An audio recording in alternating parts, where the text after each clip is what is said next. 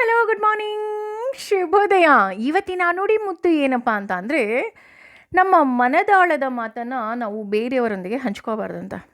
ಇದಕ್ಕೆ ಒಂದು ಪುಟ್ಟ ಕತೆ ಹೇಳಬೇಕು ಅಂತ ಅಂದರೆ, ಒಂದು ತೋಟ ಇರುತ್ತೆ. ಆ ತೋಟದ ಮನೆಗೆ ಸಂಜೆ ಕುದುರೆ ವಾಪಸ್ ಬರುತ್ತೆ. ಬಂದು ಸುಸ್ತಾಗಿ ಕೂತ್ಕೊಳ್ಳುತ್ತೆ. ಅದೇ ಸಮಯಕ್ಕೆ ಅಲ್ಲಿಗೊಂದು ಬೆಕ್ಕು ಬರುತ್ತೆ. ಆ ಬೆಕ್ಕಿಗೆ ಹೇಳುತ್ತೆ, ನನಗೆ ಯಾಕೋ ಇವತ್ತು ತುಂಬ ಸುಸ್ತಾಗೋಗಿದೆ, ಹಾಗಾಗಿ ನಾನು ನಾಳೆ ವಿಶ್ರಾಂತಿ ತಗೋಬೇಕು ಅಂತ ಅಂದ್ಕೊಳ್ತಾ ಇದ್ದೀನಿ, ಯಾಕೋ ನನ್ನ ಕೈಲಿ ಆಗ್ತಾನೇ ಇಲ್ಲ ಅಂತ ಹೇಳುತ್ತೆ. ಈ ಬೆಕ್ಕು ಏನು ಮಾಡುತ್ತೆ, ಹಸುವಿನ ಬಳಿ ಹೋಗುತ್ತೆ. ನಿನಗೆ ಗೊತ್ತಾ, ಆ ಕುದುರೆಗೆ ಯಜಮಾನ ತುಂಬ ಹೊಡಿತಾನಂತೆ, ಬೈತಾನಂತೆ, ಅದು ನನಗೆ ಆಗ್ತಾನೇ ಇಲ್ಲ, ನನ್ನ ಯಜಮಾನನ ಬಿಟ್ಟು ಹೋಗಬೇಕು ಅಂತ ಅಂದ್ಕೊಳ್ತಾ ಇದ್ದೀನಿ, ಹಾಗೆ ಹೀಗೆ ಅಂತ ಎಲ್ಲ ಒಂದಕ್ಕೆ ನಾಲ್ಕು ಹೇಳುತ್ತೆ. ಆ ಹಸು ಏನು ಮಾಡುತ್ತೆ, ಮೇಕೆ ಬಳಿ ಹೋಗಿ, ನಿನಗೆ ಗೊತ್ತಾ, ಅದು ಪಕ್ಕದಲ್ಲೊಂದು ತೋಟ ಇದೆಯಂತೆ, ಆ ತೋಟದ ಯಜಮಾನ ತುಂಬ ಒಳ್ಳೆಯವನಂತೆ, ಹೊಡೆಯೋದಿಲ್ವಂತೆ, ಹಾಗಾಗಿ ಅಲ್ಲಿಗೆ ಹೋಗ್ತೀನಿ ಅಂತ ಮಾತಾಡ್ತಿತ್ತಂತೆ. ಈ ತೋಟದ ಮಾಲೀಕ ಸರಿ ಇಲ್ವಂತೆ, ಬೈಯುತ್ತಾನಂತೆ, ಹಾಗೆ ಹೀಗೆ ಅಂತ ಅದು ಇನ್ನೂ ನಾಲ್ಕನ್ನು ಸೇರಿಸಿ ಹೇಳುತ್ತೆ.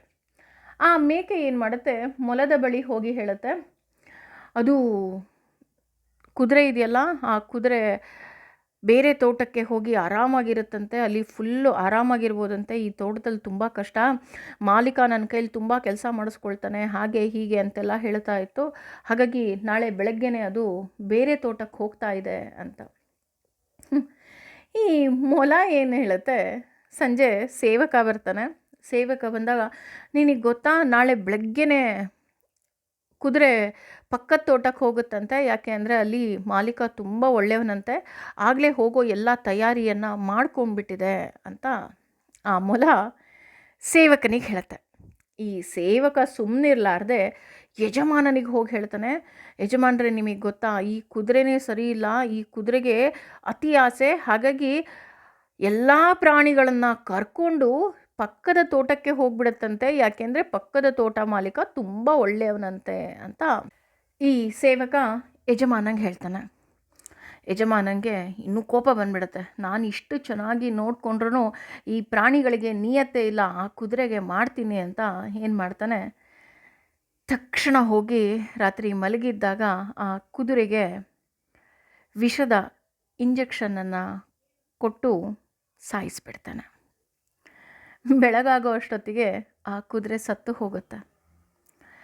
ಇಲ್ಲಿ ಯಾರ ತಪ್ಪು ಅಂತ ನೋಡಿದಾಗ ನಮಗನ್ಸುತ್ತೆ, ಕೆಲವರು ಯಜಮಾನ ಅನ್ಬೋದು, ಕೆಲವರು ಬೆಕ್ಕು ಅನ್ಬೋದು, ಕೆಲವರು ಹಸು, ಮೇಕೆ, ಮೊಲ, ಹೀಗೆ ಒಂದೊಂದು ಪ್ರಾಣಿಯ ಹೆಸರನ್ನು ಹೇಳ್ತಾ ಹೋಗ್ಬೋದು.